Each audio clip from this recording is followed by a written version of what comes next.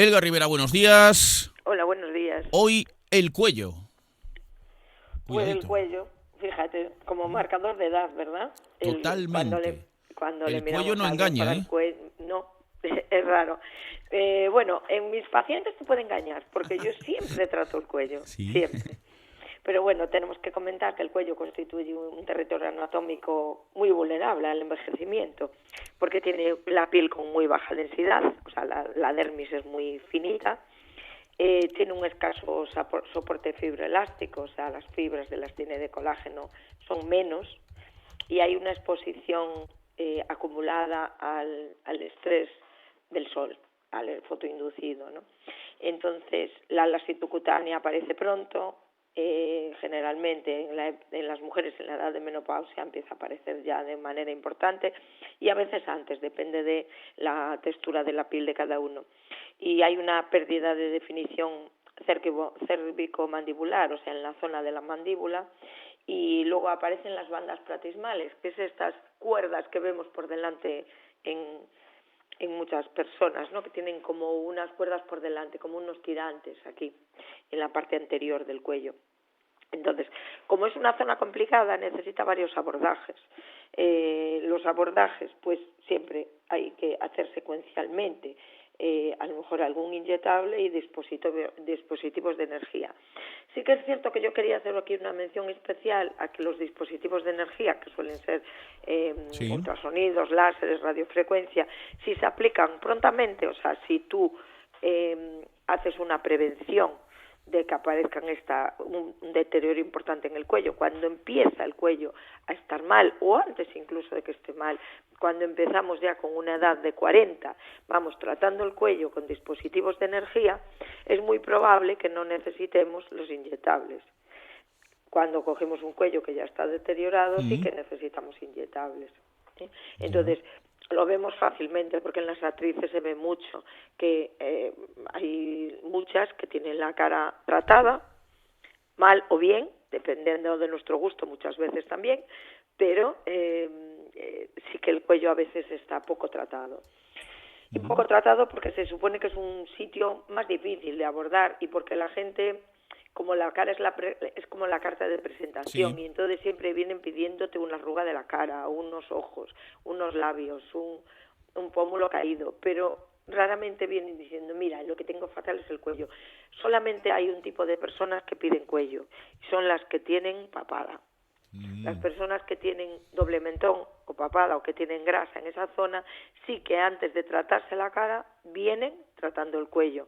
Y sí que también hay que hacer una mención aquí porque es imposible tratar un cuello sin tratar el óvalo. Y el óvalo está en la parte ósea de encima. El óvalo facial hay que tratarlo siempre antes del cuello, por lo tanto, es mejor siempre tratar el rostro antes y después el cuello, pero por lo menos el óvalo, aunque sea una persona bastante que no tiene mucho deterioro todavía. ¿Qué es exactamente el óvalo facial, Elga? Es la parte que está encima de la mandíbula.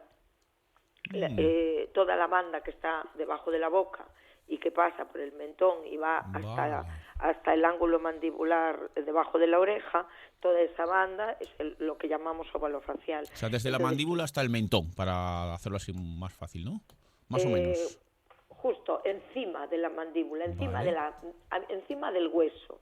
¿Por qué se deteriora esto? Pues como siempre, como el resto de la cara, se deteriora y hay una caída por deterioro de la piel, por supuesto, y de la textura por la edad, pero también hay un deterioro porque hay una disminución de hueso con la edad. Con la edad el hueso se reabsorbe.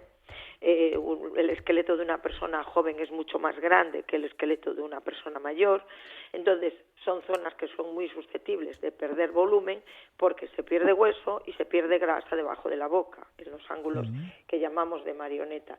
Si esta zona no la tensamos antes hacia los ángulos mandibulares, pues vamos a tener un problema. Y la mayoría de las personas que tienen doble mentón o papada suelen ser personas que tienen un mentón pequeño porque su hueso mandibular es corto.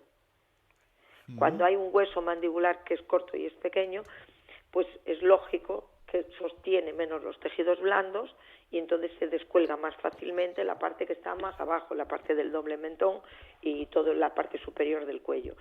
Vale. La parte inferior del cuello es más susceptible a cambios por el sol. Es una zona donde a la gente que le gusta mucho tomar el sol, en la parte de debajo de la mandíbula no apenas te da el sol, pero en la parte que está más cerca de la base del cuello, la que nos une con el escote, esa zona sí que es muy susceptible a los cambios por el sol. Entonces ahí hay más un deterioro de la piel, y en cambio en la parte de arriba hay un deterioro de descolgamiento por disminución del hueso y caída de los tejidos blandos. Entonces, el tratamiento de estas zonas también es diferente. Cuando hablamos de la parte superior del cuello, tenemos que tensar de una forma más contundente, y cuando hablamos de la parte inferior, lo que tenemos es que tratar la piel, para que la piel mejore su textura, mejore sus pequeñas arrugas. Entonces, desde el punto de vista de los productos inductores de colágeno, pues hay varios, ¿no? Como siempre comentamos, para la cara también, que producen una neocolagénesis, o sea, una formación de colágeno nuevo, y entonces mejoran la densidad, mejoran la dermis. Aquí, si necesitamos solo hidratar, pues usaremos un ácido hialurónico de baja reticulación o no reticulado. Estos ácidos hialurónicos finos que hidratan solamente. Esa hidratación es importante para el cuello, pero cuando hay un deterioro más importante, ya tenemos que recurrir a la hidroxiapatita cálcica o otros inductores de colágeno más potentes, que son inyectables. Pero cuando no queremos recurrir a los inyectables, podemos intentar recurrir previamente a las tecnologías basadas en la energía. La más conocida es la radiofrecuencia. En el caso del cuello tiene que ser una radiofrecuencia monopolar, porque hay monopolar y bipolar, pero la monopolar penetra más profundamente. Muy bien, pues apuntadito todo. El cuello.